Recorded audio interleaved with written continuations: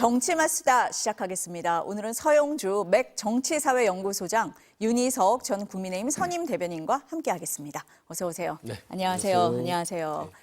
어제 오후 국회 본회의에 민주당이 추진 중인 사법개혁 3법 중 하나인 법 왜곡죄가 상정됐습니다. 그런데 여당 안에서도 위헌 우려가 나오자 민주당이 본회의 직전 급하게 수정안을 만들어 제출했습니다. 국민의힘은 위헌성이 여전한 땜질 입법이라며 지금 이 시간에도 필리버스터를 진행하고 있습니다. 관련 발언 듣고 시작하겠습니다. 국민은 더 이상 사법부를 성역으로 둘 수 없습니다. 법 왜곡을 알면서도 왜곡해도 판검사라는 이유로 처벌할 길이 없는 무력한 상황을 더는 방치할 수 없습니다. 오늘부터 3일간 사법개혁 3법을 매일 처리할 예정입니다. 윤호계인 국민의힘과 합세해 사법개혁 무력화를 시도하려는 그 시도는 통하지 않을 것입니다. 이재명 정권과 개딸들을 제외하면 모두가 반대하는 법안들입니다. 전국 법원장 회의에서 명백한 반대 입장을 밝혔고 법조계와 학계는 물론 참여연대와 민변까지도 우려를 표하고 있습니다. 이재명 정권이 가려는 길은 분명합니다. 헌정 질서를 무너뜨려서라도 이재명을 방탄하고 반대 세력을 괴멸해서 일극 독재 체제를 완성하겠다는 것입니다. 2026년 대한민국의 나치 독재의 망령이 되살아나고 있습니다. 판사와 검사의 잘못된 법 적용을 처벌할 수 있는 법안인데요. 수정안은 대상을 형사사건으로 축소하고 재판 및 수사 결과에 영향을 미친 경우로 적용 범위도 구체화했습니다. 합리적 수준의 재량적 판단은 처벌하지 않도록 하는 문구도 추가했습니다. 먼저 법 왜곡죄의 취지, 소장님 어떻습니까? 그러니까 법 왜곡죄의 대상이 되는 사람을 봐야겠죠. 대상이 이제 세 분류가 되는데 첫 번째는 형사 사건을 담당하는 재판관, 그 다음에 이제 공소나 이런 것들을 제기할 수 있는 이제 검찰 역할을 하는 사람들, 그리고 범죄 수사를 할 수 있는 그런 역량이 있는 범위. 이 세 가지의 이제 사람들이 대상인데, 여기에 이제 법 왜곡죄라는 게 이들이 하는 일이 100% 완전 무결하다는 전제는 우리가 아니지 않냐라는 것이죠. 그 누군가는 억울한 사람이 나올 수 있고, 거기에 대해서 그 억울한 사람에 대한 부분에 대해서는 구제책도 중요하지만, 그렇게 입증 책임에서 벗어난 타인의 누군가에게 본인의 권한을 활용해서 위법적인 어떤 피해를 주고 의도적으로 뭔가 처벌할 목적으로 본인이 가지고 있는 사법 권한을 활용하는 것들을 처벌할 권한이 지금 없기 때문에 그 전제를 둠으로써 그들에게 최소한 엄격한 입증 책임과 어떤 사법에 대한 권한을 아주 섬세하게 살펴라 라는 정도의 얘기라서 처음에는 좀 너무 광범위하게 주관적으로 해석하는 부분까지도 있을 수 있겠다라는 어떤 여러 가지 좀 허점이 있었다고 지적이 있어서 수정안으로 당이 이걸 이제 올린 거죠. 이게 이제 대내 민주당 내에서 수정안으로는 안 된다, 더 이렇게 폭넓게 해야 된다고 하는데, 그래도 당 지도부가 어느 정도 국민의 눈높이와 위헌적 소지를 없애고 갔기 때문에 저는 이런 제도는 조금 이 사회에서 좀 필요하지 않나라는 입장을 개인적으로 가지고 있습니다. 일단 제가 취지를 여쭤봤을 때 소장님은 완벽한 건 없지 않냐, 억울한 사람이 나오지 않도록 하자는 취지에서 이런 처벌법은 필요하다라고 보셨습니다. 어떻습니까, 대변인님? 그 완벽한 게 없죠. 그래서 이제 억울한 사람이 나올 수도 있는데, 그러면 그 과정에서 사법 작용을 하시는 분들이 검사나 판사가 일부러 그랬냐, 이게 이제 문제잖아요. 법 왜곡죄라는 그 단어를 보면 왜곡이라는 얘기를 썼으니까 이것은 아무래도 고의를 전제로 한 얘기라고 봅니다. 그러면은 자, 이 검사나 판사가 일부러 법을 잘못 적용해서 뭐 감경을 한다든지 더 중한 뭐 형이 나오도록 한다든지 뭐 이런 얘기잖아요. 이걸 누가 판단하냐는 거예요. 어떤 사건이 있어서 재판까지 쭉 왔는데 이게 정말 법을 잘못 적용해서 예를 들어 형이 더하게 나왔다라든지 무죄가 나올 게 뭐 나왔다든지 아니면 중하게 나올 게 뭐 무죄가 나왔다든지 이거를 누가 잘못됐다고 판단을 하냐는 거예요. 누가. 그렇죠. 그것 자체도 그러면은 지금 검찰이라는 말씀을 안 쓰시는데 뭐 공소를 담당하는 쪽에서 할 거 아니에요. 기소를 할 거 아닙니까? 그렇죠. 그럼 그 판단은 또 어떻게 되냐는 거예요. 이 판단이 맞느냐는 건 그럼 법 왜곡죄에 가자는 얘기입니까? 순환 논리잖아요. 그래서 우리가 헌법에 보면 법관은 법과 양심에 따라 독립하여 재판한다 이렇게 돼 있잖아요. 제가 볼 땐 거기에 이제 양심이란 부분에 이 법 왜곡죄가 딱 걸리는 부분이라고 봅니다. 그리고 판사나 검사 개인도 국민이니까 국민적 기본권, 천부 인권이잖아요. 양심의 자유가 있잖아요. 그럼 어떻게 그걸 판단하느냐. 여기까지 들어가면은 이건 무리하다라는 판단이 쓰는 게 상식일 텐데 일부 민주당 강성 의원들을 중심으로 해서 과거에 이러이러한 기소는 무리였고 이거는 법을 잘못 적용했는데 아무런 제재를 못 받고 있는 상태. 그다음에 재판 결과도 몇몇 재판을 보면 이거 너무했고 이러니까 이거 제재해야 된다. 이거 아니겠어요? 이 논리는 몇 년 못 간다고 봅니다, 저는. 그러니까 대변인님 보시기에는 그럼 법 왜곡죄가 맞냐 안 맞냐 이거를 또 누군가 수사를 해야 네. 될 텐데 그 수사기관이 할 거 아니냐. 그럼 이거 판단을 해야 되는데 다시 법원에서 판단을 할 거 아니냐. 예. 그러면은 그게 또 잘못됐다고 또 얘기하면 어떡할 거냐. 이게 계속 어떻게 도덕으로 갈 하겠다는 거예요? 수 있다라는 말씀이시네요. 이제 이게 예. 법 왜곡죄를 부정하기 위한 논리를 한다면 저런 비판의 여지가 있을 수 있으나 취지를 제가 물어보기 때문에 얘기를 하는 겁니다. 우리가 이제 역대 없었던 사실이 아니라 판사는 특히 검찰이 그랬죠. 본인 마음에 안 들면 없던 제도 만들어서 기소를 했던 사례들이 종종 꽤 많이 있었어요. 또 권력이 휘둘려서 정치검찰로서 무리한 기소들을 통해서 그 어떤 정치인이나 아니면 기업인들을 옥죄했던 사례들이 꽤 있습니다. 그래서 저는 그런 부분들이 그러면 돌이켜봤을 때 검찰이 나중에 그 기소가 잘못됐다 하더라도 책임을 지느냐? 안 져요.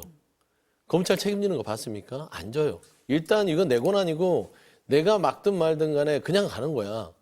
그리고 나서 무죄 나오고 그 사람은 너무나 고통을 겪었음에도 불구하고 그냥 아이고 심심한 유감 아니면 그 안에서 뭐 인사 조치가 어떻게 됐는지 모르겠지만 최소한의 감봉 정도 과연 그게 맞느냐 그거예요. 저는 그런 책임지는 사법권한의 어떤 처분들이 기준이 좀 잡혀야 되지 않느냐라는 체온이고 양심 부분 얘기하셨는데 아마 그 부분에서 좀 부딪혔던 것 같아요. 양심에 따라서 판결한다.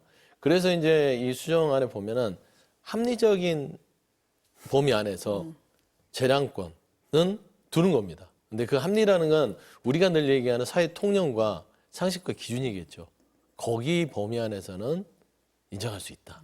뭐 이것도 이제 말씀한 대로 재판부에서 또 판단하지 않겠습니까? 그러니까 지금 말씀하신 것 중에도 뭐 없는 죄를 만들어서 기소를 한다든지 뭐 재판부가 재판을 잘못해서 결과가 엉뚱해다 이런 말씀을 하시잖아요. 그럼 그 없는 죄를 만들어서 기소한다는 그 짧은 말 안에도 기준이 여러 개가 있는 겁니다.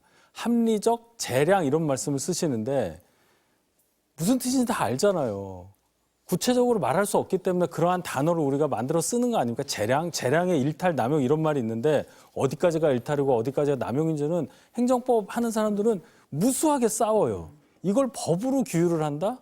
우리가 뭐 과거 옛날 제자백과 시대에 무슨 법가도 아니고 뭐든지 다 법으로 하겠다는 이 발상이 몇 년이나 가겠냐는 거예요. 참 안타깝습니다. 민주당이 지금 의석수도 많고 이재명 대통령 취임 초기에 지지율이 높으니까 이때 수건 사업을 처리하자는 식으로 이렇게 가는 건데 분명히 역풍이 올 겁니다. 별로 오래지 않아서 정말 안타까워요.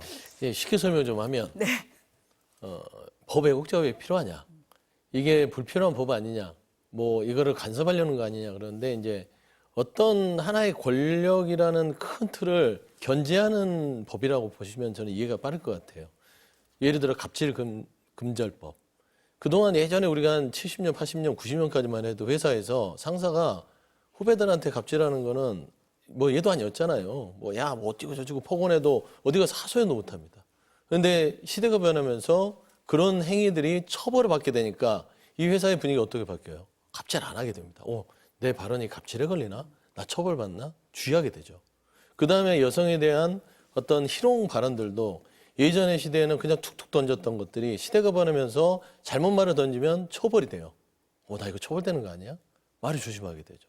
저는 그런 효과를 법 왜곡죄가 거두기 위해서 저는 이런 부분들을 추진한다. 라고 좀 설명을 드립니다. 제가 좀 말이 길어지는데요. 그렇게 따지면은 직전에 청와대에서 비서관 하다가 무리를 일으킨 사람을 바로 또 대변인 시키고 그런 거 법 왜곡하지 마세요. 그렇게 엄정하게 뭘 적용을 하려면 제대로 하고 나서 얘기하면 알아듣겠는데 만약에 권력을 견제하기 위해서 이 법을 추진한다고 하면 왜 야당인 국민의힘에서 이걸 반대를 하겠습니까?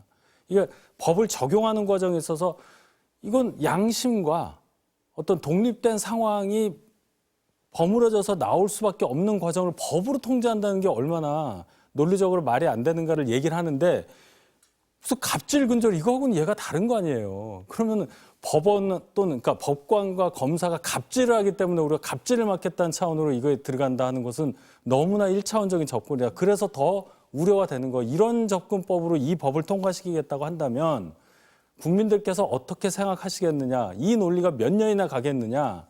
그걸 다시 한번 생각해 보시라는 말씀을 드립니다. 그러니까 민주당에서 이 주장을 하시는 분들은 아마 소장님하고 좀 비슷한 말씀을 하신 것 같아요. 이 법이 있으면 뭐 수사기관이나 법원에서도 한 번 더 좀 고심을 하지 않겠냐라고 말씀을 하셨는데 지금 대변인님은 그게 아니다라고 말씀을 하고 계십니다. 이 취지하고 별개로 또 위헌 소지 논란도 있잖아요. 그러니까 민주당이 어제 이제 수정안을 급하게 만들었습니다. 왜냐?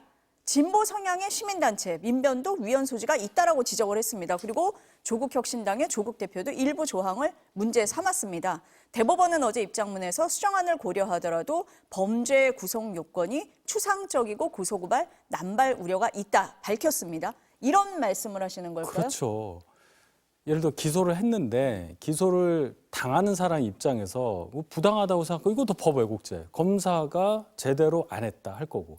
재판 관련해서 이제 재판소송법도 이제 통과시킬 거 아니에요? 그리고 계속 다투는 과정만 늘어나면서 기준 없이 이 법을 가지고 계속 서로 싸울 거 아니에요. 그때 에너지 낭비는 국가적으로 생각하면 어떻게 될 것이냐. 그다음에 이제 명확성이 있을 수가 없잖아요. 이 얘기는. 재량이란 단어 안에 얼마든지 많은 게 들어갈 수 있거든요. 이걸 만약에 정말 딱 구체적으로 할 수 있다면 그분에게 상이라도 줘야 되는 거죠. 그게 안 되기 때문에 양심이라는 단어도 쓰고 독립이라는 단어도 쓰고 하면서 지금까지 헌정체제를 유지해 왔고 많은 나라들이 그렇게 하고 있잖아요. 이 법 왜곡죄가 정말 필요했으면 왜 지금까지 안 했을까요? 민주당이 정권을 처음 잡은 것도 아닌데 왜 다른 나라에서 이러한 사례가 주류 국가에서 없느냐. 이런 것까지 생각을 해보면 이게 무리하다는 걸 알 텐데 왜 이걸 이렇게까지 밀어붙이는지 저는 참 이해를 못하겠어요. 수정안은 어떻습니까? 위헌 소지가 많이 줄었다. 이렇게 보십니까? 대다수 다 예. 줄었다고 보는 게 맞을 것 같아요. 그러니까 조국혁신당이나 나머지 이제 민변단체에서 지적했던 부분들을 급하게 다 덜어냈죠. 그래서 최소한의 위헌 소지가 없게끔 했고 말씀한 대로 추상적인 부분이 있으면 법률적인 구성 요건에서 미흡해서 이게 위헌 소지로서 이거 잘못하면 취지는 좋은데 법률적으로 통과 안 될 수도 있으니까 그런 부분들을 감안해서 수정을 했는데 그런 거예요. 이제 법 왜곡죄에 대해서 여러 가지 우려도 있고 이게 사실 너무 추상적이라서 많은 사람들의 고소고발을 남용하는 게 아니냐 하는데 역대 모든 제도가 그래요. 구더기 무서워서 장 못 땄습니까? 구더기 무서워서 그러면 우리 고추장, 된장도 못 먹는 거예요. 그다음에 가장 맛있는 보고라는 요리도 있잖아요. 독이 치명적입니다. 그럼에도 불구하고 이걸 잘 요리해서 먹으면 좋은 어떤 재료가 될 수 있기 때문에 저는 사실상 법 왜곡죄의 취지 일단은 그동안 우리 대한민국이 안고 있던 사법 권한의 여러 가지 폐해들, 경찰, 검찰, 수사권을 가진 사람들은 그래 내 무소불위의 권력 아무도 통제하지 않는데 내 마음대로 내 멋대로 내가 조금 더 쏠리는 쪽으로 마음대로 휘두를 수 있어 라는 폐해들이 있었기 때문에 한번 법 왜곡죄가 그 부분을 바로잡는지 한번 보는 것도 저는 나쁘지 않은 것 같아요. 이렇게 중요한 법을 본회의 상정하는 날 급히 바꾸고 여당에서 여당 소속 법사위원장에게 당대표가 미안하다고 하는 상황 이것만 보더라도 제대로 논리도 없고 제대로 논의도 하지 않은 채로 법부터 통과시키자는 걸 보여주는 거 아니겠어요? 이렇게 중요한 거 공청회 하나 제대로 안 하고 의견 하나 듣지 않고 이게 도대체 뭐 하는 일인지 저는 그 부분을 안타깝게 생각하는 거예요. 얼마든지 시간을 두고 얘기할 수 있는 거를 이렇게 갑자기 지금 이재명 대통령 지지율 좋고 우리가 170석 정도 갖고 있으니까 지금 빨리 통과시켜야겠다. 그러면 여기서 정치성이 드러나는 거죠. 이게 아니라고 어떻게 얘기를 할 수 있겠어요, 민주당에서. 답이 안 나오네요, 보니까. 지금 대변인님 말씀하신 이 부분 어제 민주당 안에서도 논란이 됐습니다. 반발이 나왔어요. 특히 법사위원들 중심으로 반발이 나왔는데 그 얘기 들어보시겠습니다. 민사사건, 행정사건, 다른 사건에서도 항상 발생할 수 있고 얼마든지 발생할 수 있습니다. 그런데 형사사건으로만 국한해서 법 왜곡죄를 도입한다는 것은 잘못된 것이죠. 갑자기 느닷없이 법을 축소시킨 매우 잘못된 절차였다고 봅니다. 가장 중요한 건 당이 저희랑 소통을 안 한다는 게 문제예요. 이런 문제들에 대해서 원내나 당 정책이나 이런 쪽에서 사전에 소통을 해야죠. 지금 김용민 의원 얘기를 들어보면 수정안이 아니라 원래 원안으로 갔어야 된다, 더 센 법안으로 갔어야 된다, 이런 주장입니다. 그런데 본회의 상정 직전에 의총이 열렸고 이견이 표출되니까 거수로 당론을 결정했다고 합니다. 지금 이제 대변인님도 계속 말씀을 하시는데 위헌 논란이 있는 상황이잖아요. 대법원에서는 공론화 과정 거쳐야 된다라고 얘기를 했는데 그럼 민주당 안에서 공론화도 안 된 거냐라는 주장을 그래서 하시는 것 같습니다. 바로 그 얘기예요. 예. 지금 법사위에 민주당 의원이 다수고 위원장도 이제 추미애 의원이니까 김용민 의원은 혼자 저렇게 주장하는 거 말고도 다른 분들이 막 이제 얘기를 해야 되는 거예요. 정말 이 주장이 맞다면. 그렇지도 않잖아요. 김용민이라는 분은 뭐 대표 선수 아니에요. 맨날 얘기하고 아주 그 강한 얘기를 주로 하시는 분이니까. 물론 그 스펙트럼은 인정을 하는데 민주당 내 소위 말하는 온건파들, 합리적인 분들이 많은 가운데서 특히 법조인들이 이거 반대하고 있잖아요. 그 논리가 제 얘기하고 그렇게 다르지 않다고 생각을 합니다. 시민단체에서조차 조국 신당 조국 대표조차 이거 안 된다고 얘기를 하고 있는데 이렇게까지 밀어붙이는 이유는 결국 당파성, 정파성에 의거한 거 아니겠느냐. 어떻게 법 왜곡죄라는 거를 도입하면서 거창하게 얘기한 것이 종착역의 정파성이냐. 여기에 대해서 답을 달라는 겁니다. 민주당에서. 아무리 의석수 많다고 해도 2년 후 있으면 총선이 또 있는 거고요. 대통령 지지율도 지금 좋죠. 계속 좋기를 바라기는 하겠지만 언제든지 굴곡이 있을 텐데 이 시점을 타서 이런 거 그냥 통과시키고 나중에 나중에 폐지시키기 어려우니까 그냥 간다? 이런 게 어디 있습니까? 그냥 5년 운영하고 말 거예요? 국가를?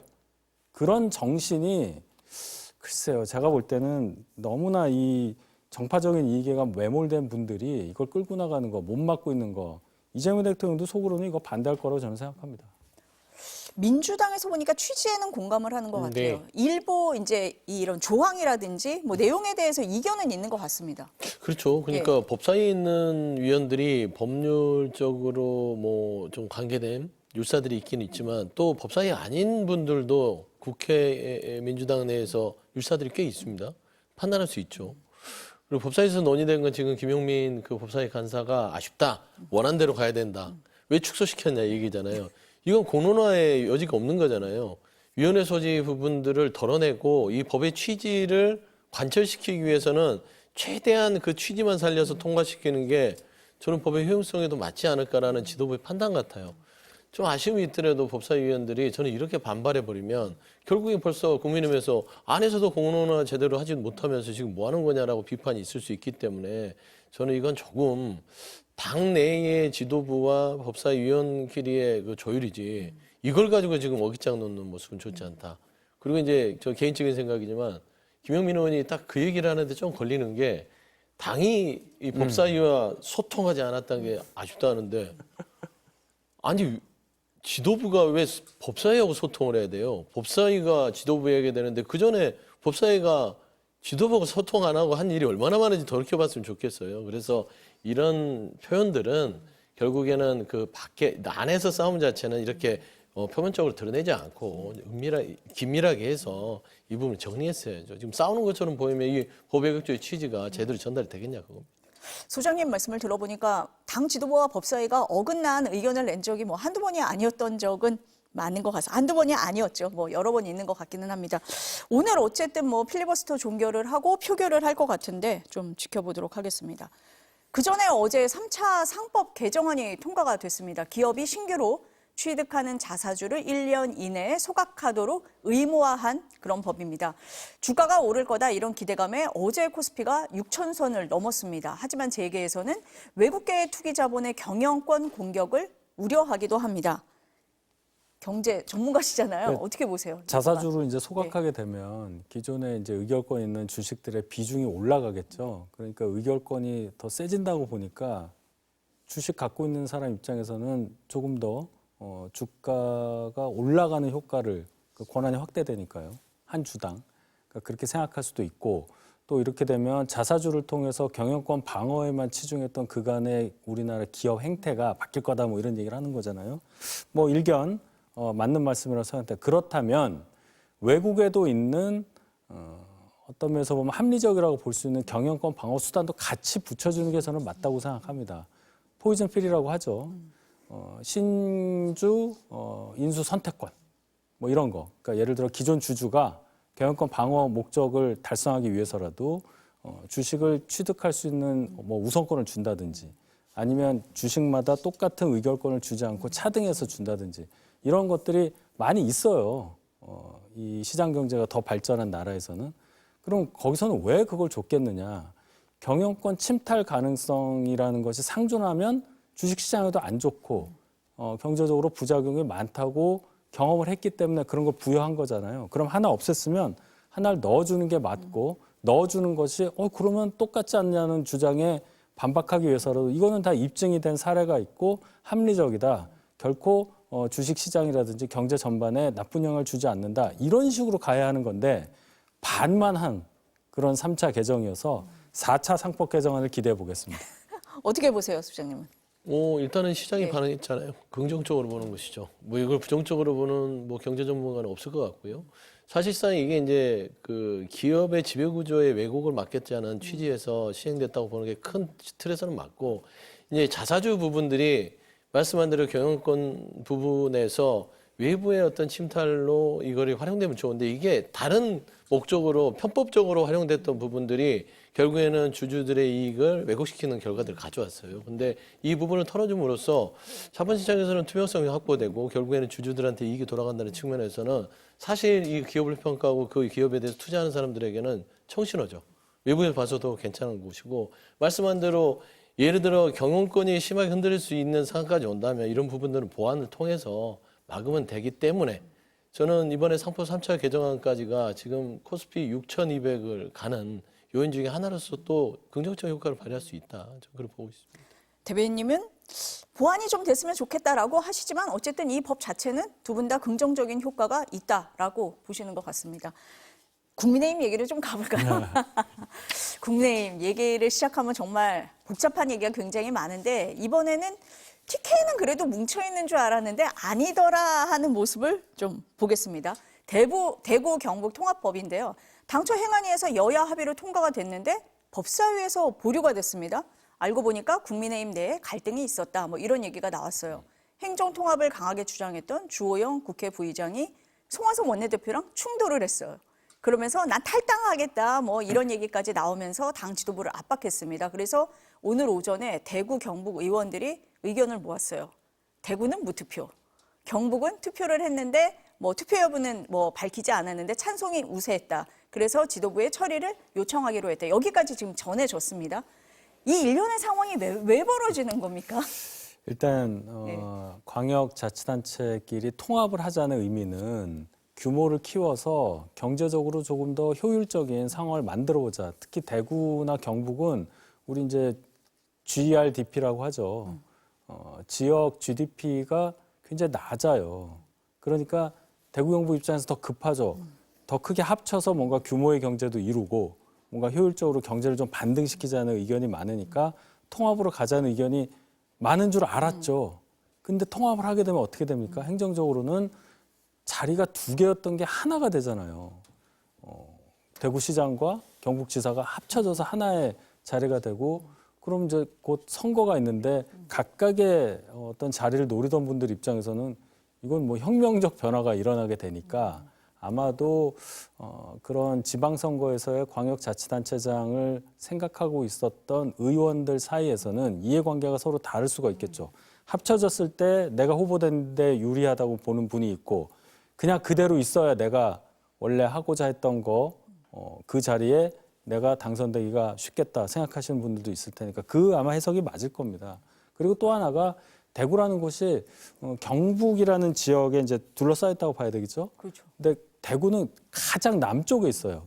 경남이랑 이렇게 붙어 있단 말이에요. 그러니까 대구와 인접한 부분은 그런 통합 효과를 확실히 누릴 수 있다고 생각하는 반면에 대구하고 굉장히 떨어져 있는 경북 북부 지역의 분위기는 또 다를 수가 있어요. 그러니까 이런 것들 때문에 경북에 있는 의원들조차도 생각이 많이 다를 수가 있고 또 지역민들도 생각이 다를 수가 있다. 같은 경북이라도 아마 이런 것들이 당 지도부 차원에서 조율이 안 된 상태가 노정이 된 것이다. 그렇다면 이제 왜 원내나 당 지도부에서 리더십을 발휘해서 이거 하나 제대로 의견을 못 모았느냐는 지적을 피할 수가 없는 상황이 됐고 다시 한번 공은 지도부로 갔습니다. 원내 지도부일지 당 지도부일지는 모르지만 그래서 단일한 의견이 나와서 추미애 위원장이 공언한 대로 국민의힘에서 의견을 만장일치로 찬성해주면 통과시키겠다고 했으니까 아직 시간을 좀 두고 봐야 되겠습니다. 일단은 뭐 정리가 됐다 이렇게 봐야 돼요. 당 지도부가 어떤 결정을 할지 좀 봐야 되는. 그 단계가 하나 남아 있는데 하나가 아마도 남아있지만, 통합 네. 찬성으로 갈 가능성이 높겠죠. 예. 어떻게 보고 계세요, 소장님? 이 국민의힘 내부 상황? 참 점입 가경이다. 뭐 하자는 건지 모르겠어요. 원래 이 그 행정구역 통합 문제를 쏘아올린 당은 국민의힘이잖아요. 대전 충남 통합. 그렇게 요구를 해서 이재명 대통령께서 지역 국토균형 발전 차원에서 그러면 대전 충남에 국민의힘의 요구가 있으니 이걸 받아들여서 통합시다 던진 거예요. 근데 정작 그 대전 충남은 지금 멈췄어요. 못하겠다. 정치적 실리를 따지면서 멈춰버린 거예요. 근데 이제 여기는 멈췄으니까 국민의힘은 이제 이 통합 논의에 대해서 대통령한테 공을 주기 싫어서 멈춰나 보다 했더니 TK 쪽에서 통합하자고 또 일어났어요. 참 희한한 광경이지 않습니까? 국민의힘 내에서도. 그런데 TK 내에서도 이제 하자고 목소리를 하는데 그 안에서도 선거의 셈법을 또 계산해가지고 대구 의원들은 안 한다.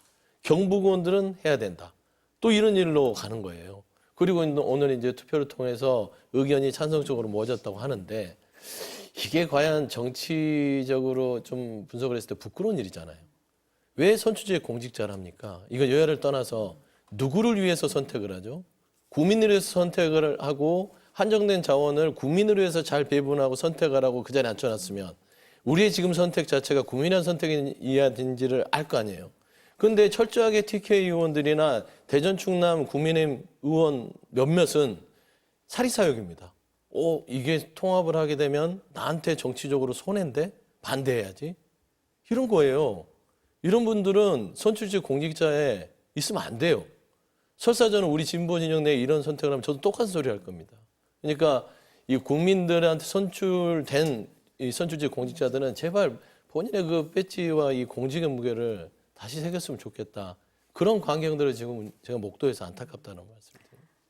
통합을 결정할 때 시민이나 그 지역에 있는 지역민들을 보고해야지 나의 유불리를 가지고 결정을 하면 안 된다. 지금 국민의힘이 그런 모습을 보이고 있다라는 게 소장님 진단이십니다. 지금 이제 TK가 이런 상황인데 한동훈 전 대표가 어제부터 대구에 있습니다. 내일은 서문시장을 가는데 지난번에 장동혁 대표가 가서 뭐 홀대받았다 뭐 이런 기사가 나기도 했어요. 그러면서 한동훈 전 대표 대구 출마하나 이런 얘기도 나옵니다. 어떻습니까, 대변인님? 한동훈 대표의 이 대구 방문을 네. 출마 여부와 연결시키는 것은 그건 너무 좀 과하다고 생각을 해요. 지금 대구를 방문한 이유는 네. 대구라는 지역이 그래도 보수의 성지로 인정받고 있는 곳이고 본산이라고 볼 수 있지 않습니까? 그렇기 때문에 대구라는 곳에 가서 그 본산인 곳에 가서 뭔가 메시지를 내기 위해서 간다 이렇게 봐야지 출마하려고 간다 이렇게 보는 건 정말 과하고 그럼 가서 내일 서문시장에서 그럼 무슨 메시지를 얘기를 할 거냐.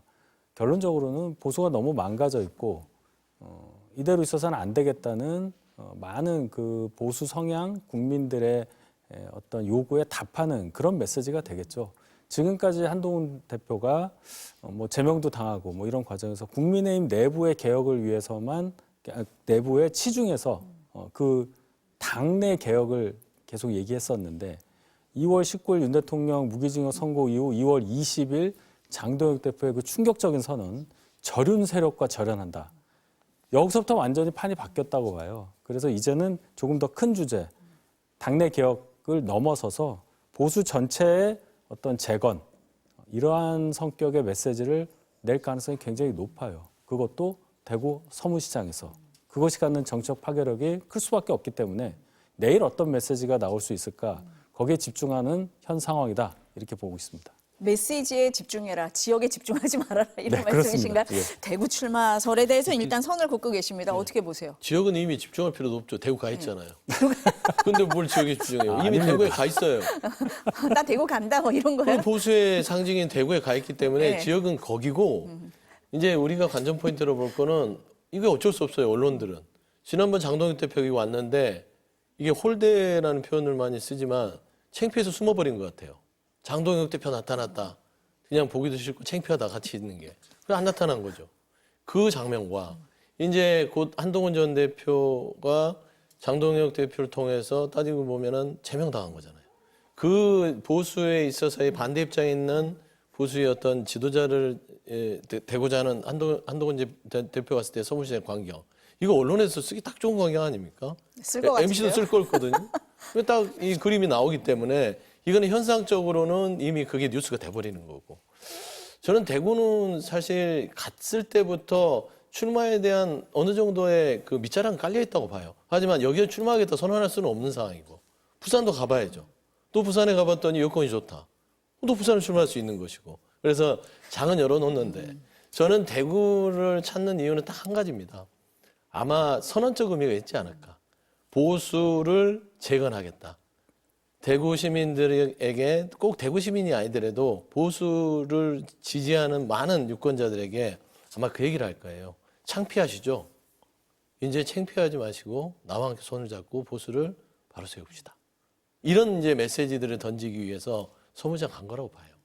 그걸 기점으로 부산도 가고 또 분위기가 좋아지면 대전, 충남도 가고 그리고 수도권으로도 가고 일단은 이제 흐름을 보려고 대구에 간 것 같다. 봅니다. 출마는 그냥 기정사실화 하시는 거네요. 그럼요. 네. 근데 이 흐름을 봐야 되기 때문에 네. 뭐 출마를 한다 안 한다는 우리 언론들이나 일반인들의 관심이지만 출마를 기정사실로 하지 않으면 돌아다니지 않습니다. 출마는 한다. 지역은 묻지 말라고 했는데 몸은 이미 가 있지 않느냐 이렇게 말씀을 하셨어요. 근데 한 전 대표 대구 방문에 동행하는 의원들 윤리위 제소 검토한다라고 하더라고요. 근데 그거는 예. 이루어질 수가 없어요. 왜냐하면 전례가 너무 많아서요. 그 전례의 대상이 지금 당권파들이라고 볼 수밖에 없습니다. 작년 대선 즈음에 한덕수 전 총리가 대선 출마 선언했을 때 저희 당뿐이 아니었잖아요. 근데 그분을 위해서 여러 가지 정치 활동을 뒷받침했던 분들이 저희 당 의원분들 중에 많고 뭐 사진이고 뭐고 다 있습니다. 현 공관위원장 이정현 공관위원장은 한덕수 당시 후보의 대변인이었어요. 뭐 그런 것까지 다 제가 얘기를 할 수밖에 없는 상황인데 그러면 그 당시에는 저희 당뿐이 아닌데 명백한 해당행위 맞아요. 그게 그냥 넘어갔지 않습니까? 그러니까 지금 이 상황에서 그걸 얘기하면 끝도 없다 이거죠. 결론은 그러한 징계를 함으로써 뭔가 정치 세력을 제거하려고 하는 이 시도가 과연 맞는가 이 물음에 답을 해야지 이랬으니까 또 제명하고 이랬으니까 또 징계하고 이런 정치 언제까지 할 거냐라는 물음에 지도부가 답을 해야 되기 때문에 그건 안 할 거다. 근데 다른 걸로 징계는 또 하겠죠. 지금 또 하나 진행되고 있으니까요.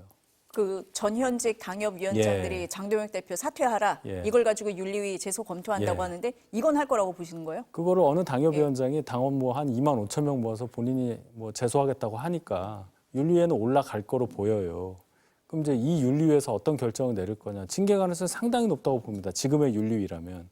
그럼 이게 제대로 된 거냐. 민주당에서는 수석 최고위원이 당대표 바로 옆에 두고 사퇴하라고 얘기하는데 건강하다 이렇게 얘기하고 있잖아요. 그럼 국민의힘 뭡니까 도대체. 당대표 사퇴라는 얘기를 가지고 징계를 하겠다면 우리 계속 얘기하지만 이 대통령 보고 정치 잘해서요. 안 그러면 뭐 책임지세요 하는 거 그럼 이건 반역죄입니까?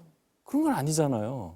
이런 간단한 논리가 있고 원리가 있는데 왜 그거를 듣지 못하는지 참 아쉽습니다. 어떻게 보세요? 지금 윤리위로 제소를 하겠다 그러면서 한 전 대표 따라가지 마라 뭐 이렇게 하는 것 같아요. 어떻게 보고 계세요? 유치하기 짝이 없지 않습니까? 그러니까 제가 뭐 밴댕이한테 미안하긴 하지만 밴댕이가 속이 좁아요. 근데 사실 한동훈 전 대표가 서문시장을 가서 앞서 얘기했듯이 나와 비교되면 어떡하지라는 저는 생각이 있지 않고서는 그걸 어떻게 공개적으로 한동훈 전 대표 옆에 가면 징계하겠다. 이렇게 얘기하는 거 아닙니다. 저 같으면 창피해서라도 못 하겠어요. 왜냐하면 그런 함의가 깔리는 것이고 자꾸 이해충돌 당사자가 장동혁 대표가 되잖아요. 나 비교되니까 가기만 해봐. 이런 느낌이잖아요. 그래서 저는 사실 참 창피한 정치적인 행위들을 하고 있는 것 같고 말씀한 대로 제가 여러 번 얘기했어요. 그러면 당시에 한덕수 전 총리 그거 세울 때는 따라다녔던 사람 징계해야 될 거 아닙니까? 형평성이라는 게 있잖아요. 그거는 괜찮고 한동훈 전 대표 따라다니는 건 안 된다. 그래서 할 수 없는 것이다. 라는 거라서 괜한 말을 꺼내서 면망국인 상황이 돼버렸어요. 장동혁 대표가. 그리고 이 24명의 원외 당협위원장들 이 재수하기로 한 거, 아니 당대표 사퇴하고 못합니까?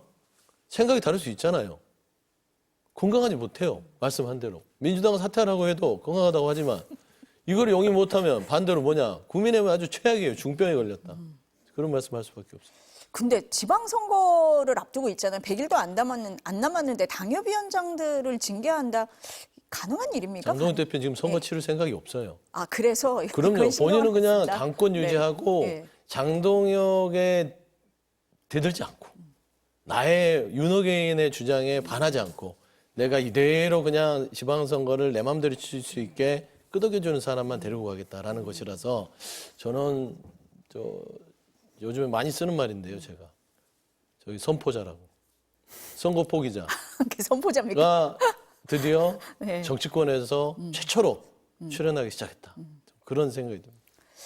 장동혁 대표가 그 아까 말씀하신 윤 절연을 거부하는 메시지를 냈잖아요. 그때 얘기를 하면서 몇 가지 여론조사 결과를 냈었습니다. 오늘 나온 여론조사랑 한번 비교해 보시기 바랍니다. 전국 지표조사 MBS 조사 결과인데요. 이재명 대통령 국정 지지율이 67%로 나왔습니다. 그리고 당 지지율을 비교를 해보면 민주당이 45%, 국민의힘이 17%입니다. 국민의힘이 20% 아래로 떨어졌습니다. 대변인 어떻게 보세요? 아, 이거 참 엄청난 수치죠. 사실은 이제 NBS라는 여론조사만 보면 이게 최저치는 아니에요. 더한 적도 있어요? 작년 8월 전당대회 직전에 있었던 8월 첫 주로 기억을 하는데 그때 NBS 여론조사에서는 16이 나왔어요. 그 전주 거가 17이 나왔었고 그때는 저희가 이제 탄핵 그리고 대선 패배 그 이후에 나온 여러 가지 내용 때문에 뭐 그렇게 이제 지지율이 낮았다. 그래서 새로 지도부가 선출되면 올라갈 거다 했는데 결국 또 이렇게 된 거예요. 내일도 이제 또 굵직한 회사에서 여론조사 결과를 또 발표를 할 텐데 그건 또 어떻게 될 거냐 이런 생각을 안 할 수가 없고 이 추세가 중요해요. 45, 17이 지금까지 쭉 뭐 이 정도였다 이게 아니라 한 2배 정도 그래도 차이로 이렇게 오다가 민주당이 한 4 정도가 올라간 거고 국민의힘은 한 5 이상 떨어진 거란 말이에요. 한 3주 사이에 그렇게 됐어요. 그럼 이게 뭘 의미하느냐? 그 사이에 윤 대통령에 대한 무기징역 선고가 있었고 그 직후에 장동혁 대표가 이 선고에 대한 의미를 묻는 본인의 발언에서 말씀하신 대로 절윤 세력과 절연한다. 이 얘기가 나왔기 때문에 상당수 국민의힘 지지층 그리고 중도에서의 지지를 철회한 것이라고 볼 수밖에 없고 그럼 이 차이가 어떻게 보면 2배 반도 넘어요. 이건 엄청난 겁니다. 그래서 이 당 지도부 특히 장동혁 대표가 위기감을 얼마나 느낄지. 근데 이 수치도 아마 안 믿을 거예요. 이분들이 믿는 여론조사는 따로 있거든요. 그러니까 거기에 근거해서 또 계속 지금까지의 입장을 강화할 가능성이 더 커진다. 안타깝지만 그렇게 볼 수밖에 없겠습니다. 소장님은 어떻게 진단하십니까? 일단 뭐 네. 이제 저는 그 사실 국민의힘 지지율이 떨어지는 거는 당연한 것 같고요. 올라갈 요인이 하나도 없잖아요. 2월 20일 날 국민의힘의 장동혁 대표는 우리는 윤석열의 후예다를 선언해 버렸어요. 그러면 그 어떤 대한민국 국민 중에 그 국민의힘을 지지할 수 있는 용기가 있을까요? 물론 17%가 공고히 지킬 수 있겠지만 저 중에는 더러 희망과 나머지는 윤호개인 세력이 있을 수 있다고 봐요. 그러면 사실상 정당 지지도가 저 정도 나면 거의 국민의힘은 정당 기능을 상실해 가고 있다라고 볼 수밖에 없고요. 이 속내를 좀 들여다보니까 저는 주목했던 게 중도층 민심입니다. 중도가 국민의힘을 봤을 때 아마 40 몇 대 9가 나왔을 거예요. 제가 정확한 수치를 좀 파악해야겠지만 하여튼 한 자릿수가 국민의힘을 지지한다고 나옵니다. 한 자릿수가 중도가 지지한다는 것은 뭘 의미하냐. 당신들은 극우다 라고 중도는 생각해버린 거예요. 이미 국민의힘이 극우로 가버렸다. 극우 수구 세력으로 인정받기 시작해버린 겁니다. 그러면 이거는 지금 지방선거 D-3 97일 남겨놓고는 복구가 안 되는 상황이에요. 그래서 굉장히 심각한데 장동혁 지도부는 어떤 수치로 본인을 지지하는 사람들이 막 75% 이상이 나오고 있다라고 하는지 저는 또 그 어떤 망상의 수치가 있는지 궁금하다 그런 말씀드립니다. 그러니까 두 분 다 장동혁 대표의 메시지가 아마 굉장히 영향이 컸을 거다. 중도층이 많이 이탈했을 거다 이렇게 보시는 것 같습니다. 저희가 앞서서 TK 얘기를 했잖아요. 대구 경북에서의 당 지지율 한번 보겠습니다. 민주당 28%, 국민의힘 28%, 지지정당 없다 37%입니다. 민주당이 내일 대구에서 최고위원회를 열겠다고 했습니다. 민주당에서는 대구도 해볼만 하다 뭐 이런 얘기를 한다고 해요. 어떻습니까, 대변인? 바로 그겁니다. 예. 2월 28일이 대구에서 228 민주화 운동이 일어났던 딱 그날이기 때문에 1960년에 굉장히 크게 행사를 하는데 그 하루 앞서서 228에 맞춰서 지금 민주당에서 기념탑도 가고 최고위원회를 현장에서 한다는 거 아니에요? 아마 과거에 민주당 지도부가 228을 맞아서 대구를 방문해서 뭐 최고위원 한다거나 그런 얘기 제가 들은 적이 없어요. 그럼 이 얘기는 대구도 우리가 할 만하고 우리가 그렇게 할 경우에는 굉장히 대구 시민들도 민주당을 우호적으로 보겠구나라는 그런 계산을 했을 거 아닙니까? 그럼 그런 계산이 나오게끔 한 원인이 뭐냐는 거예요. 방금 전에 보셨지만 두 당의 대구 지역, 대구 경북 지지율이 같고 그것보다 훨씬 많이 지지정당 없음이 있잖아요. 그럼 이 지지정당 없다는 분들 중에 상당수는 국민의힘을 지지했던 분들이 지지를 철회했다고 볼 수밖에 없는 거예요.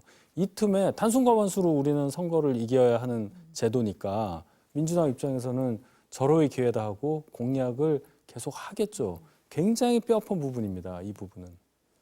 어떻게 진단하세요? 그러니까 저 수치가 얘기하는 것들은 국민의힘이 주목을 좀 할 필요가 있어요. 통상적으로 대구 경북에서의 정당 지지율은요 7대3 비율로 늘 보수 측이 높아왔어요. 제가 쭉 분석한 결과 7대3 좋아지면 한 6대4로 진보가 좀 치고 올라갔지 이게 동률이 되거나 역전시키는 경우가 대통령 국정 지지도 빼고는 없어요. 근데 당 지지도가 저렇게 동률이 된다는 것은 사실상 국민의힘이 이제는 더 이상 부끄러워서 지지를 못하겠다는 신호를 보내는 거예요. 이게 지금 민주당으로 왔다고 보기 쉽지 않습니다. 7대4로 봤을 때 나머지가 국민의힘을 포기해버린 거예요. 그리고 지지할 정당이 없다라고 지금 답변하잖아요. 그러면 어떻게 되겠느냐. 이게 민주당이 그냥 해볼 만한 정도의 수준은 되긴 했으나 민주당이 반드시 이긴다는 수치는 아니다라고 저는 봐요. 다만 이 지지정당이 없다라는 저 보수의 민심에 이재명 대통령의 어떤 지금 국정 운영에 대한 긍정적 평가까지 민주당이 녹일 수 있다면 한번 대구에서도 가능성을 엿볼 수 있다 정도의 수치로 저는 좀 분석드리고 참 세상 이 민심이 무섭다는 게 야, 이 지방선거에서 부울경만 이겨도 압승인데 지금 대구도 가능하다고 지금 민주당에서 얘기를 하면 이게 국민의힘이 얼마나 못하길래 이 정도 이 지경까지 왔을까라는 생각을 좀 하게 됩니다. 앞서서 장동혁 대표는 어떤 여론조사를 보고 그런 메시지를 내는지 모르겠다라고 말씀을 하셨는데 오늘 여론조사 또 내일 말씀하신 대로 갤럽 여론조사가 나오는데 어떤 결과가 나오는지 한번 보셔야 될 것 같다라는 생각이 듭니다. 민주당 얘기 잠깐 해보겠습니다. 어제 민주당에서는 이재명 대통령 공소 취소 모임을 두고 논란이 있었습니다. 당초 의원 105명이 참여를 하면서 출범을 했습니다. 정청래 대표하고 각을 세우는 반청 모임 아니냐 뭐 이런 해석도 나온 모임인데요. 정 대표가 당 공식 기구로 확대하겠다라면서 위원장에 한병도 원내대표를 임명을 했습니다. 자연스레 의원 모임 흡수될 거다 이렇게 얘기가 나왔는데 공소 취소 모임에서 우리는 당과 별개 조직으로 운영될 거다. 해체 거부 의사를 밝혔습니다. 어떻게 봐야 됩니까? 일단 뭐 공치모라는 모임 자체가 사실상 이름 때문에 논란이 됐죠. 내용은 저는 기본적으로 이해는 좀 했어요. 왜냐하면 윤석열 검찰의 조작 기소를 국정조사에서 밝히고 그게 문제가 있다면 공소 취소까지 우리가 요구하자. 이런 흐름이니까 내용은 괜찮은데 이름이 공치모예요. 공소 취소 모임. 그러니까 뭔가 압박하는 듯한 이름 때문에 조금 이 논란을 가져왔는데 여기에 이제 이 논란에 기름을 부어버린 분이 유시민 작가죠. 내가 둘 다 미친 것 같은데 뭐 당신이 미쳤거나 제가 미쳤거나인데 내가 안 미친 것 같다는 말은 당신들이 미쳤다라고 하면서 이게 감정적으로 이제 대립이 됐단 말이에요. 그러면서 이게 이제 결국에는 공격 포인트가 됐고 공치모의 내용 자체가 다 사라지고 공소 취소가 말이 되느냐 이런 식으로 이제 공격이 된 거예요. 그래서 아마 당에서는 서둘러 이거를 당 기구로 가져오면서 좀 당내 이 분란을 좀 잠재워야겠다는 생각으로 특기를 한 것 같고 저는 이게 이제 자정작용이 통해서 정리가 될 것 같아요. 저는 그런 수순을 밟고 있고 지금 공소취소 모임의 어떤 의원 모임들은요 지금 계속 이제는 당으로 갔을 때 우리는 떠나겠다라는 사람들이 계속 늘고 있어요. 그래서 지금 제가 파악한 바로는 한 40% 정도가 지금 나가기로 돼 있고 남으면 한 3, 40명 남지 않을까 좀 그래 보입니다. 정리 수순으로 가고 있다. 어떻게 보세요?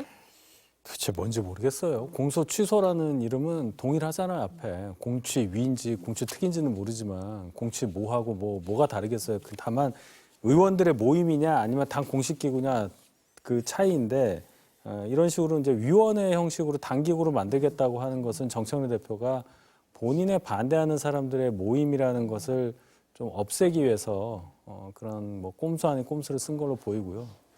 이 특위라든지 또는 이 모임이라든지 이 공소 취소라는 목적은 같으니까 앞에 얘기했던 그 법 왜곡죄 그거를 꼭 관철시키고자 하는 그 의지와 이 선이 다 있죠.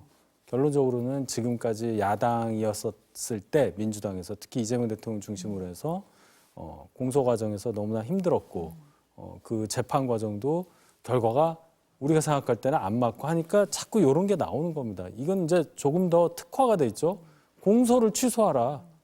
이거 기소된 게 잘못됐으니까 그냥 재판에서 빠져라 이 얘기잖아요. 여당인데 지금 뭐 검찰이 아직 있잖아요. 공소 유지를 하고 있는 그 조직에 대해서 직접적으로 압박을 하겠다는 건데 이런 정치를 제가 본 적이 없어요. 이렇게 대놓고 하는 걸. 이거 두 개를 만드는 거 아니에요. 하나는 의원 모임이고 하나는 당 공식기구로. 나중에 이걸 어떻게 수습할지 모르겠습니다.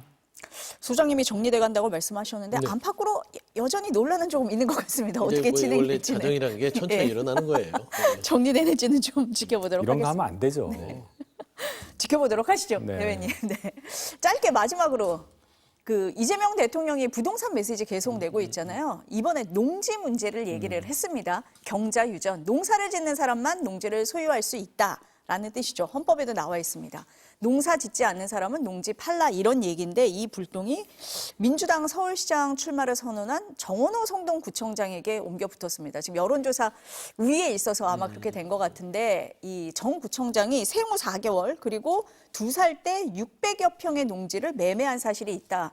국민의힘에서는 이재명 대통령에 따르면 전수조사 1호 대상이 정 구청장 아니냐 뭐 이런 주장입니다. 어떻게 보세요? 청와대에서 추가 입장을 냈죠. 다 그런 게 아니고 농지 운영 계획서를 낸 사람 중에 실제로 그 계획대로 안 하고 농사 안 짓는 사람 투기 세력에 대해서만 한 거다. 그럼 결론적으로 0세, 2세 때 무슨 투기를 했겠냐 이렇게 되는 건데 깔끔하게 정원호 구청장이 정치에 몸에 담는 순간부터 뭐 맹지든 뭐든 간에 매각을 했었어야 돼요. 매각하면 끝날 거를 내가 0세, 2세 때 조부모 부모님으로부터 받았고 이런 거는 의미 없는 얘기예요. 결과적으로 이재명 대통령이 주장하는 것은 농지라는 것은 농사 짓는 분이 소유하는 것이 맞다라는 원칙을 강조한 거잖아요. 하물며 이승만 대통령 얘기까지 들면서 이 논리를 강조했단 말이에요. 이 얘기는 선거를 앞두고 농지 비율이 굉장히 높은 영남 지역 유권자를 상대로 한 얘기라고 저는 봐요. 그 말이 틀렸다고 보지는 않습니다. 그렇다면 여기에 지금 서울시장 꿈꾸는 분이라면 거두절미하고 내가 바로 매각하겠다면 끝나는 얘기입니다. 이 선으로 얘기하면 될 것 같아요. 그러니까 농지법 이전에 뭐 매매했다 이런 얘기 할 필요 없다. 그렇죠. 어떻습니까? 법률적으로 문제가 네. 없다는 거는 분명히 밝혀야죠. 96년 이전에는 꼭 그렇게 이게 경작이 아니어도 매매가 가능했던 거기 때문에 네. 그건 법률의 문제니까 따져서 밝혀져야 될 것이고 불법이 없었다는 거예요. 그리고 0세 2세면은 정원호 구청장이 몇 살인지 모르겠으나 최소한 한 55세 넘었을 거 아닙니까? 그러면 53년 전 일을 가지고 지금 따지고 있어요. 참 물어뜯을 거 없다. 근데 저는 결론적으로 정원호 구청장한테 좋은 일이에요. 국민의힘 측에서 정원호 성동구청장이 지금 당내 경선을 앞두고 있는데 이미 그러니까 경선 낙인 효과입니다.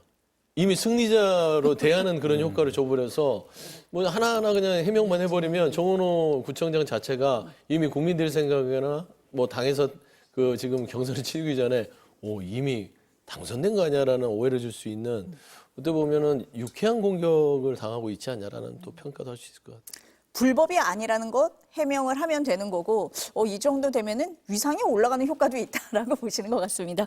정 구청장이 어떻게 정리하는지 지켜보도록 하겠습니다. 오늘 두 분 말씀 여기까지 듣겠습니다. 감사합니다.